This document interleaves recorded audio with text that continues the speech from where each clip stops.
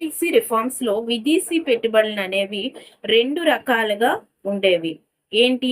FDI, foreign direct investment, అంటే విదేశీ ప్రత్యక్ష పెట్టుబడులు. రెండు, ఎఫ్ఐఐ, ఫారెన్ ఇన్స్టిట్యూషనల్ ఇన్వెస్ట్మెంట్, అంటే విదేశీ పరోక్ష పెట్టుబడులు.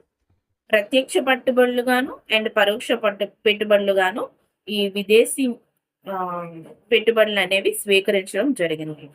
నెక్స్ట్, బ్యాంకింగ్ సంస్కరణలు. మనకి 1991లో బ్యాంక్స్ కూడా సంస్కరణలు చేయడం జరిగింది. అంటే ఏం లేదు, 1991లో నరసింహం కమిటీ 1997లో నరసింహ కమిటీ 1 నియమించారు ఈ బ్యాంకింగ్ యొక్క సంస్కరణలు చేపట్టడానికి. నెక్స్ట్ వీడియోలో మనం ఈ బ్యాంకింగ్ సంస్కరణలు అనేవి తెలుసుకోవడానికి ప్రయత్నం. Thank you so much.